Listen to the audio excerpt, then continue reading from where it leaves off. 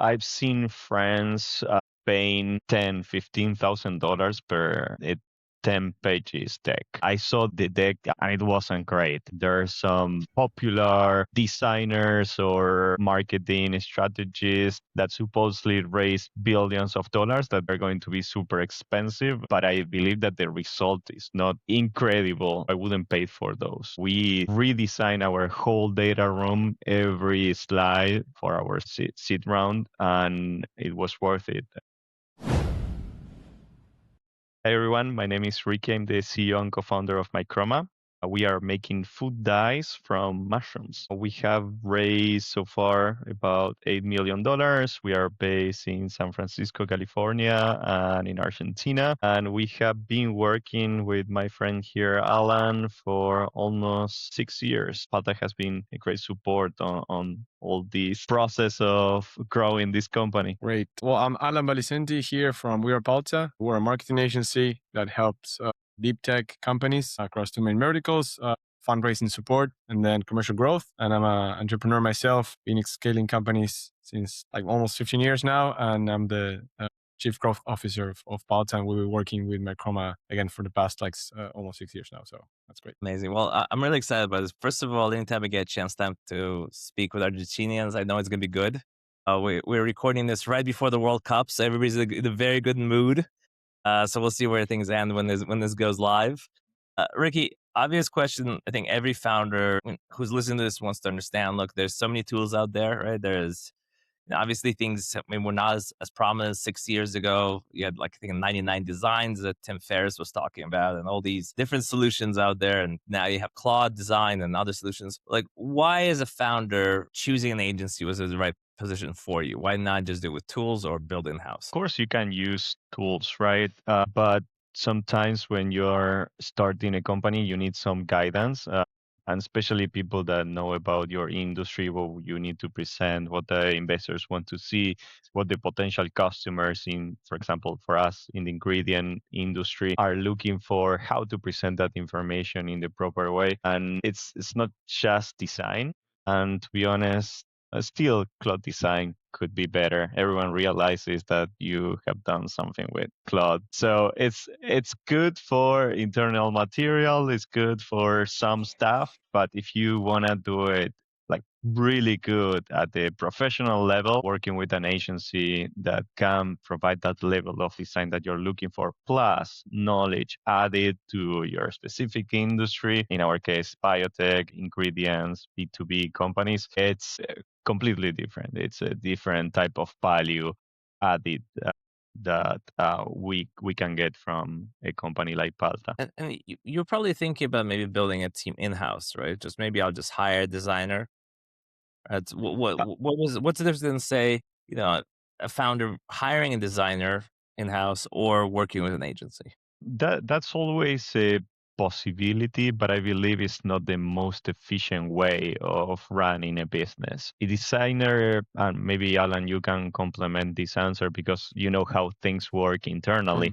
But we just outsource stuff. We tell them what we need and they do it. If you hire a designer, I believe that is not enough to do complex projects where you need several people involved. And what it has happened in the past for us, when before even Palta existed, is that designers are great in terms of design, but many times don't understand what an investor needs to present to investors. Maybe you don't even know how to present that information. And that's that's a lot of time that you manage to skip and make in a more efficient way while working with someone that understands your industry, that has scientists on the team, that has done this several times for a lot of companies that have raised capital. So for that reasons, I believe that a designer internally doesn't solve the problem completely and might not be the most efficient way.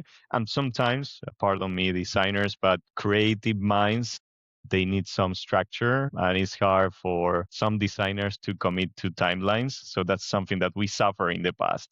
Yeah, we will have this deck done by Friday, and then it's Tuesday the following week. Oh, yeah, I'm going to have it by tomorrow. So that's something that here the guys we don't have any problems with. When they commit to a date, they accomplish it, and that's very important in terms of peace of mind for a founder. Okay. Yeah, and Yeah. sorry, And- I'm gonna jump in there just for a second. I think that Ricky just hit the nail on the capital efficiency part. That's a really important issue in the sense of for like especially in the early stages. But also I get from the like a multidisciplinary team immediately working on whatever you need to accomplish. And it's not only about design, because that's like what you see like the visuals, but it's a lot more that goes on, and different types of profile and expertise, the judgment that go into that, and I think that's why it's an easy opt-in for especially early stage companies. And that's what we see. Like if you have like a technical founder or even a business founder, but then you don't have like the whole experience of how to approach these situations, I think we come in and bring a lot of that multidisciplinary capabilities on the spot. So I think that's one of the most important things. Yeah. Yeah, it sounds to me, if what I'm hearing here is, look, I wanted to make sure that I have a partner that first of all understands biotech, right? So it's a marketing agency that has a deep understanding of the technology, because again, we're not a typical, it's not like a SaaS solution, right? We're dealing with things which have more meat on the bones, concepts, business ideas that maybe are not familiar to certain investors. Another thing is that we want to make sure that someone just not only just has kind of experience, but is also trustworthy, that they can deliver on the timelines. So that if they say a date, you know that it's going to be something that's going to happen. And you've had other vendors or even internally that like they would say a date, and like the date passes, like, oh, I think it would be a different date, right? Which when you're talking about presenting to on a stage or presenting to investors, like, no, probably a date is pretty important, because that conference is not going to move. Totally. Yeah. And adding to what Alan said, I feel like the multidisciplinary team is very important, because maybe you can pay for a designer and have it internally, but you won't have a full marketing design strategy team behind for that price. It's impossible. So you can get everything on the same solution and when you need it, not always paying for something that might not be needed at some point in the life of the startup. So like I'm thinking two questions that when I was preparing for this conversation came up. One is, right now I'm raising, around myself, right? And we actually need a deck redesign, right? And I want to make a use case to my CEO and say, look, this is worthwhile of an investment, okay?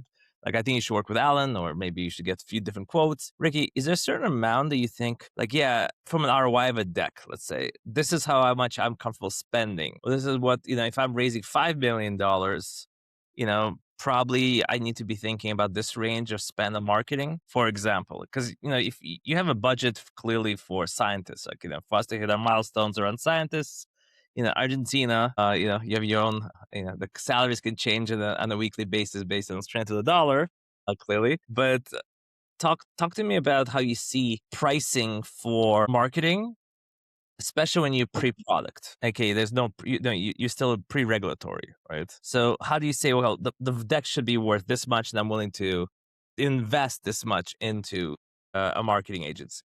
Great question, Alex. And I don't know if there is a clear response. I've seen friends paying $10,000-$15,000 per 10 pages deck. And I saw the deck after they paid those $15,000, and it wasn't great. It was okay. It was good. And then you have others paying way less for many more slides and a more comprehensive data room.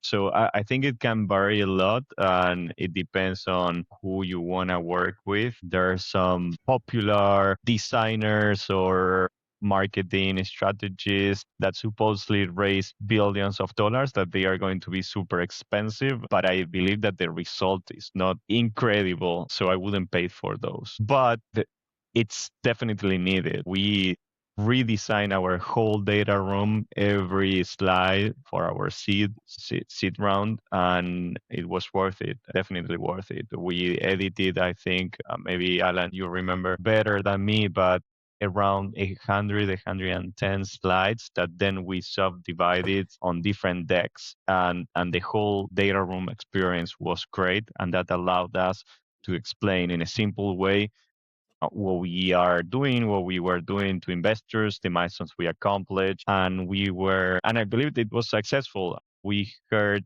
from investors that it looked like a Series B data room because of how it was presented, what was the how clearly the information was presented, the information that it contained, and how professional it was. So, and we were looking to raise $5 million. We ended up oversubscribing that round. We raised 6.4. So I don't know how much it helped, but definitely helped transmit the what we were doing and what we accomplished to that date. So definitely I would recommend people to work with designers for important documents like data rooms, teaser decks, brochures for customers that shows you are professional. And you can notice these days if you're doing it with Claude. And that's not what investors or partners want to see. Okay, so yeah, I think Shelley quite a lot here that I want to unpack. So I have an opinion that I've shared with people, and I'm curious, Ricky, what you think about this, and Alan. Is I say whatever number you plan to raise, you should dedicate 10% of it to the raise. That's how I say it. So if you're essentially looking to raise $10 million, you should be prepared in your analysis of your runway to put $1 million into raising that $10 million. What that means, it means all headcount, meaning the CEO's time. It's if you have a business development team, if you have a marketing agency, because I see it like, when I sold SaaS, we knew that the AEs, you're looking at sales motion to be around 30% even of the whole contract value, right? Just in the sales side, in the AE, BDR, like depending on because you have the margins. So I have a certain number that I tell people, like, you run a raise, if you're raising $5 million, but your deck looks like you invested $500 into it, like there's a gap for me. Like I think that, you can't seriously tell people you want $5 million and look like you spend $500 on a deck, especially now. Ricky, does that resonate with you in any way? Is there a certain amount that you felt like, without going to the exact numbers of how much you paid Alan, but it would be good to understand, hey, like, this is how I see these different buckets. Like I think you need to invest in the fundraising process as a sales process, and it's going to cost money. It's not going to be cheap. I don't have a number in mind. I like your approach. It seems about right. But definitely, it's impossible to do a good race if you don't transmit what you're doing clearly. And that might translate into dollars, and it will depend on your experience as a founder.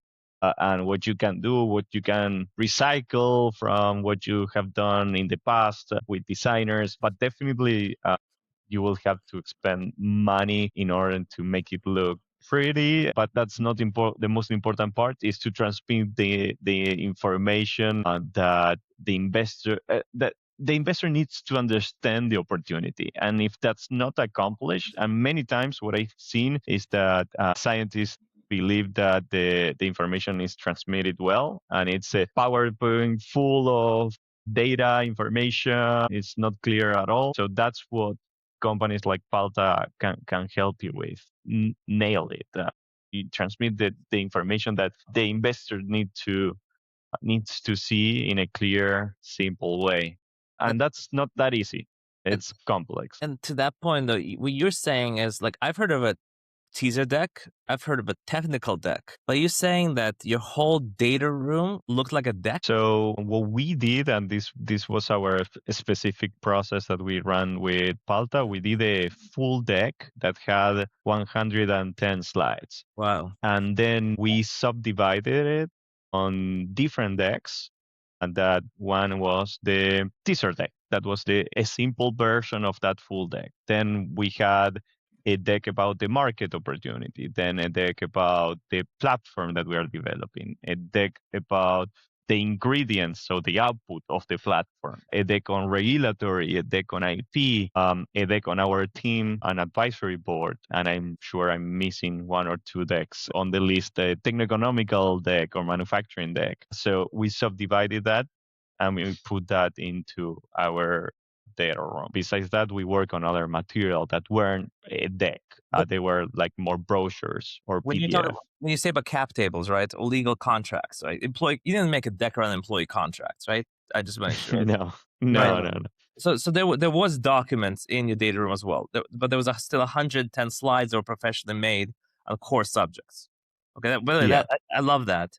And I think we're going to get a chance to see some of them, as well as some ideas of that shortly. Another thing that I am curious about, what I'm seeing a pattern, Alan, would love to get your take on it. And I review personally a lot of decks all the time because I speak with founders and I have any questions. So I literally now, again, I'm not saying this correct, I just run a deck through an agent now. That's a process I'm taking where I'm just updating a deck and literally saying, hey, check what it's saying if it's true based on what you believe, and then flag issues and tell me what they're saying, right? So do you believe, Alan, like with agents now taking a role in due diligence, which by the way, everybody's using agents in due diligence for better or for worse, and on the VC scale, 100%, right? So do you think that visuals still matter? Do decks still matter, right? Are people even looking at them, or are they just pushing them through a Claude anyways? So actually the visuals don't matter as long as the wording is clear. I think they do. And let me just go over a few things that Ricky just mentioned, because I think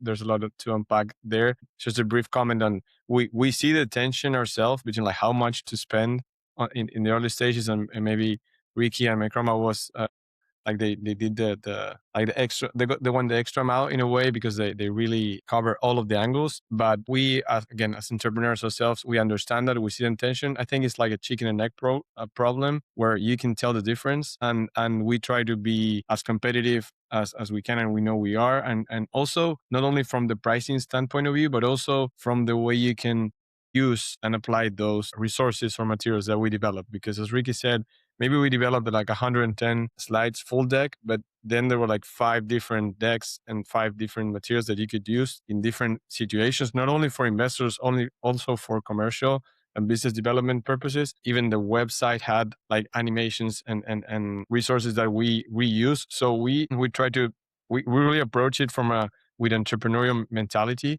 I think that's also one of the things that's really like a characteristic from us, not only being technical in the way of like having biotechnologists and so on in the team, but also understanding where the team is at and what they can actually spend on the not only on the deck, but on the fundamentals, I would say. Because if you don't have, you can build a good deck, but if you don't get the narrative right, or if you have your positioning right, everything is going to be like off for a minute. And I think that ties to what you just said about if it's important. I think the most important thing right now is to get the positioning or the story right. Like, what do you want to, why is it important? Why is it relevant for your audience? In this case, we're talking about investors, and what do they care about? And I think that's where expertise and judgment comes in, and like understanding. And that's what some of the value we and other people that have been through it can add to that moment, like filtering what you need to say and what's extra. And I think that's one of the things that we're seeing nowadays with like any output of AI tools, which we use daily. Everything new that it comes, we try it out, see how it performs. But you can tell, and I think this is a trait of AI or a lot of outputs. It's like too long, too convoluted, too much information. Like I think like right now, the most value you can add is like by subtracting things and identifying what's really important there. So you can, because you're saying you're using AI to filter AI in a way. So yes. Visuals, and I think it's not only visuals, it's like the way you tell the story, like what structure do you use, what do you prioritize. I definitely think you can tell the difference. And this goes not only for investor decks. You mentioned presentations, like live pitch presentations in, I don't know, we were at the bio a few weeks ago, and we prepared some slides for some of our clients there. And you could tell it's like really people connect more with the things that they understand clearly from like really quickly. And I know what you're talking about, what you're trying to convey. And it's more, we try to turn complex into compelling. And I think that summarizes pretty well what we try to achieve. And yeah, I think it definitely matters. Yes. So it sounds like, first of all, it sounds like you see the difference on the, a lot of the language that's AI produced or images are, it's extra. It's like verbose or AI slop. And then the great artist knows how to abstract, right? I think there's a great Ben Affleck. He had a whole big piece about artists know when to stop and AI doesn't. So it sounds like that's describing too, is it really captures people's emotions as well. And I would add to that I think about this a lot, because I think about it a lot because I interact with a lot of founders that are in the fundraising process. And to me, when I look at your deck, I'm not even looking at what you wrote on it. I just look at, did you invest time? Did you take it seriously? Like if you're raising what you're raising in a tough market, I'm not talking about an easy market. In an easy market, Yeah. Totally frank, I've seen people raise without anything. Like I'm talking about, I remember when it was, because I've been in agri-food tech already almost 10 years, right? So I remember 2020 and 2021, like 2019 a little bit, like you did not need almost anything because all you had to do was have a PhD or you might have a good idea and people just were throwing money at you. Like now I tell people in bioeconomy or in specifically the world I am in agri-food tech, I tell them very simple. They just announced that in Europe, they did $1.8 billion of investment in agri-food tech in the first half. Okay. That was one deal in defense tech in Europe. Our entire market, right? It was $3.6 billion. That's all that was invested so far, right? In this year. So if you're competing for that, like, yes, you have to stand out, and that's why you have to spend money. It's really crazy. Yes, spending money on people, No, and I think stand out. Again, it's a chicken and egg problem, but I see it as we are aware of that, and we actually part of our assessment is like, hey, you don't need this. Maybe they come to us with a specific ask, and we honestly try to add value even in the definition of what do you need, like what are you trying to achieve now. That's where we take the conversation every time, and then try to, from our point of view and our understanding of the current state of the industry, like, hey, don't do this, like do this other thing, right? So I think the foundational aspects are what I mentioned, and yeah, we try to cover those in the most competitive way we can. Alan is a good salesman because I'm trying to make our listeners spend more money, and Alan's like, "No, you don't need to spend that much money, just enough." That's the difference. Just enough. Take me through the use case of conferences, brochures, that use case, because that's a very different use case from a pitch deck, right? So what does that look like? How are you using that, Ricky, in terms of your applications, especially, again, you have samples, you have examples, but you don't have a physical product that you can legally sell, right? So where does the role of brochures or other materials fit into your process, in your sales process? And how does working with a team make that possible for you? I speak with founders raising every day, and they're all telling me the same thing. It's harder than ever to find investors who are actually deploying. And getting access to those leads takes time founders just don't have. Every month fundraising is a month burning runway. This is why we created FTW Plus, a community of founders actively fundraising. The world's most accurate agri-food tech investor database, plus connecting you directly to ideal target investors and a community of support and accountability. Guaranteed results or your money back. Apply today at www.joinftw.com/hub. Great question. So at some point, we were ready to start shipping samples. We had samples ready. Our red product was working well in the lab. And we started reaching out companies trying to say, hey, do you want to test this product? And we got a lot of lack of interest. And then what we decided to do was a professional photo shoot. And with that professional photo shoot, we created this brochure that we started sharing with companies. We took some examples from the industry, from other companies producing colors, and we tried to do a brochure that it still had our style, but also it had a similar style to what the industry used to. And the difference was clear. Companies started asking for the samples because they saw professionality, they saw progress, they saw how advanced we were. And in reality, we didn't have anything different. We just had material that we used to present what we were building or what we were doing. So that changed a lot the interest we were getting.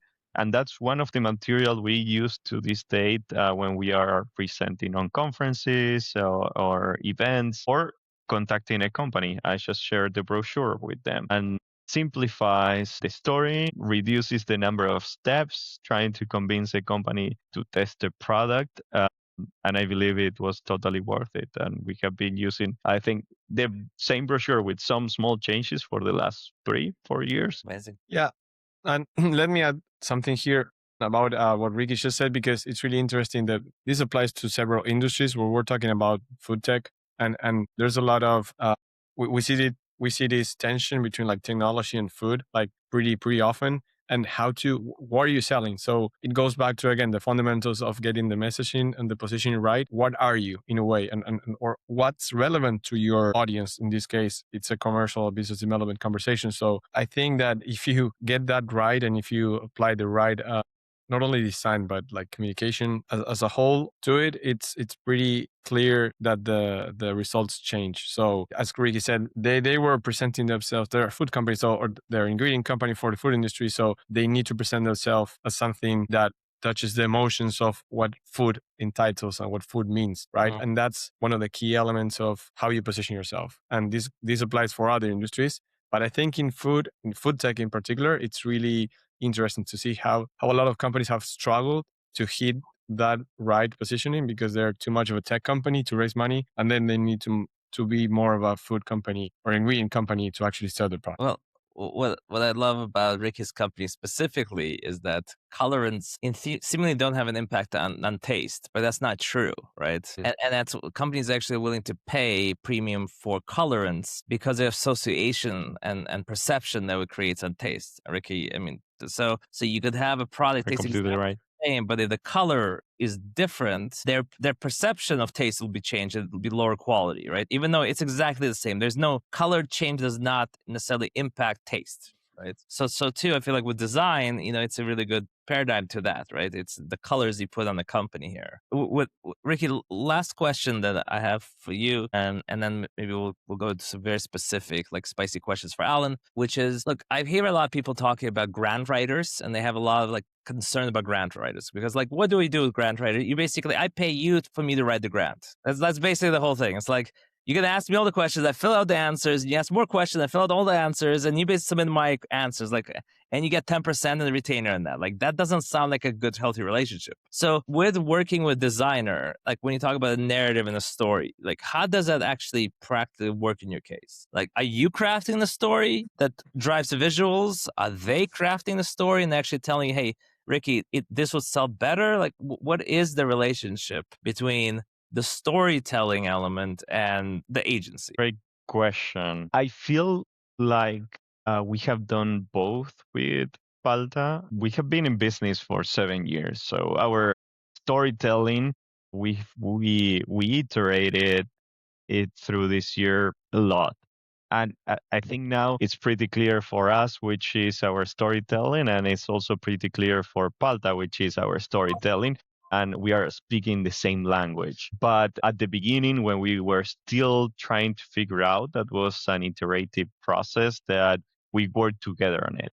For some ideas, I had them super clear and they executed. Some others weren't super clear and they provided ideas, suggestions on how to do it. And I believe that we have done both. And what is really cool about working with the guys at Palta is that they are not just seeing what they are working with us, but they have seen many other companies. They have had experience with many other similar or different stage companies in our same industry, which helps us find new ways of communicating information that might be more accurate, that they might be simpler, they might be more helpful for us at the time, so they can bring in new ideas and complement what we have in mind. So I think it goes both ways. Yeah, it's funny. It reminds me of I used to like going to pitch deck competitions for the biotech,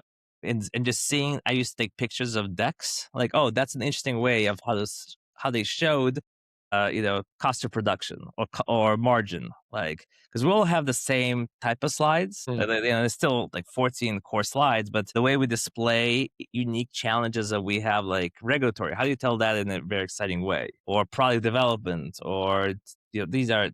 So I guess what Pelta does is they've seen like 100 examples, right? And a lot of these examples are actually very private. You're not going to see them like publicly, some model is being trained on them, right? So you really have to take advantage of their experience. Alan, I want to talk to you just a few last questions actually to like take us home. Number one is, And again, you don't have to answer any of these, but I think it would be helpful for our listeners. Just give us like, what should companies expect just from a budget standpoint, just a range. Like you don't have to commit to a number, but obviously, the dollar is a dollar today. This is July 17th, right? So the dollar of last year is different than the dollar of today. So can you take us through like, we've seen ranges like this. This is how, you can negotiate with companies. This is, because a lot of the companies we probably think about are pre-seed, Series A, Series B. They're raising from $500,000 to $20 million, right? That's probably the range. And for them, money is a driving point, right? So how do you have that conversation? What should a company expect when they're talking? Yeah, I think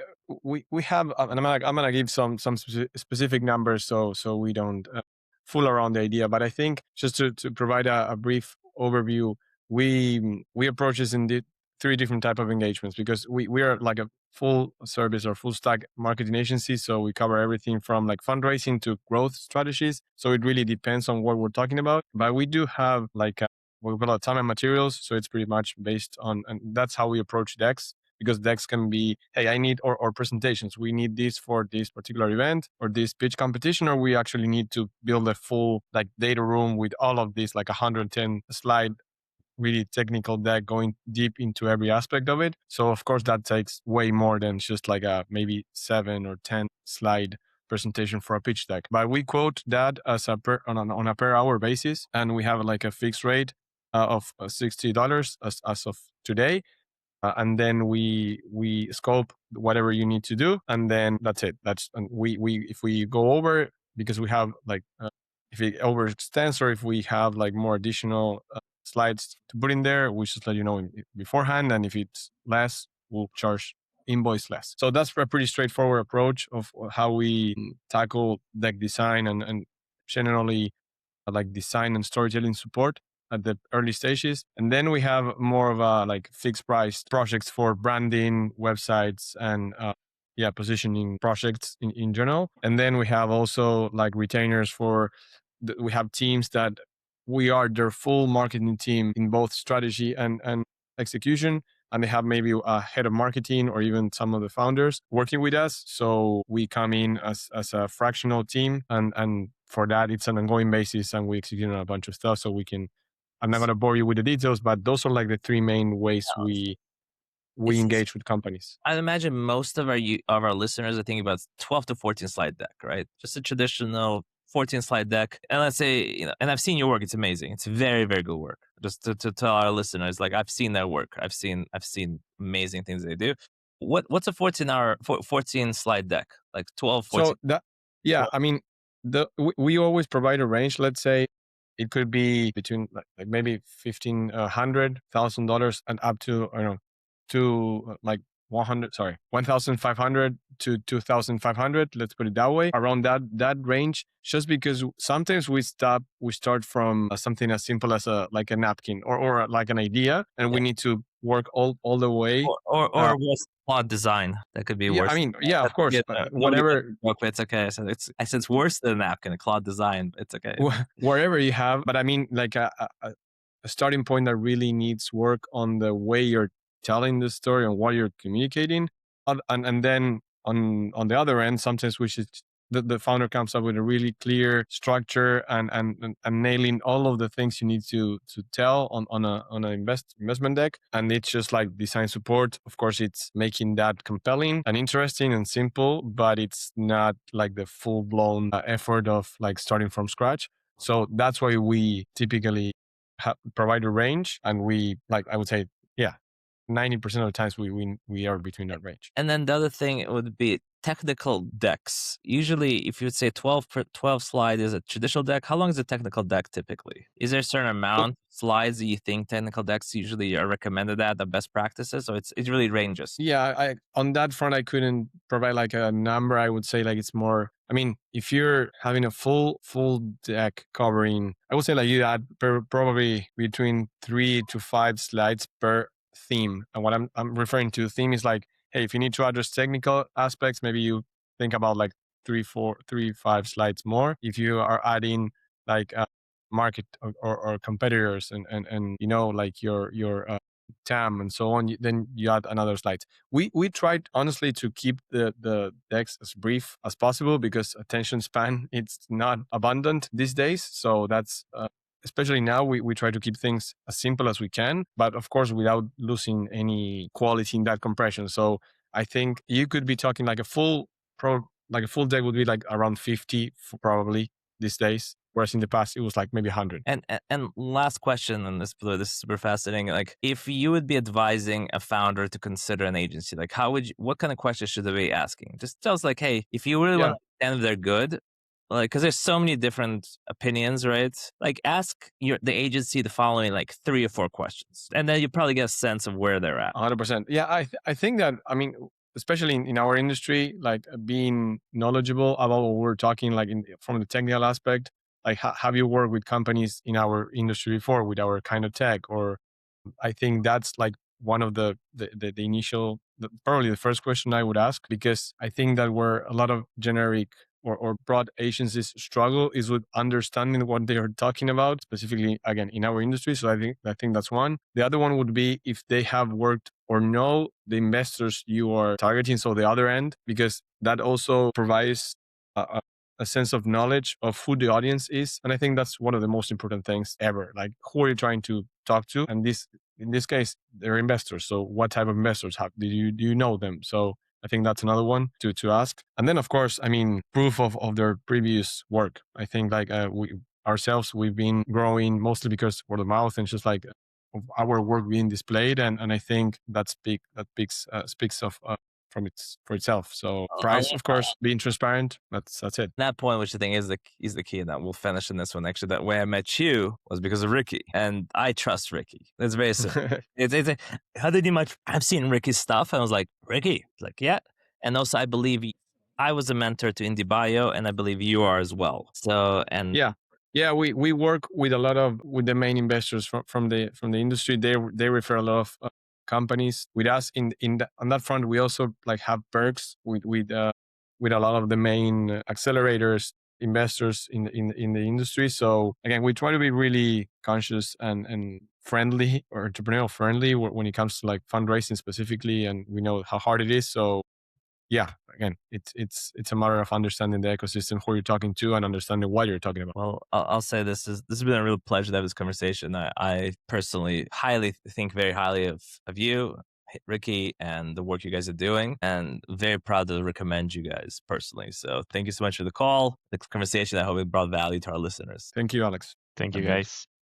One more thing, don't close this episode yet. If you got value from this conversation, here's what I need from you. A 5-star rating, 1 comment, 20 seconds of your time. That's the deal. A 5-star rating means more founders find this content, and every time a founder raises, all boats are elevated. Every week, I pick 1 random comment and send that person a complimentary copy of Investment Climate, the book. 50 sales playbooks from founders who actually raise money during the fundraising winter. Real strategies, real closes, real numbers, not theory. So if you want a copy, comment below, and if you haven't followed the show yet, do that too. And if there's a guest you want us to bring on the show, just drop us a note or send us an email. We'll read each and every one. Until then, keep on raising.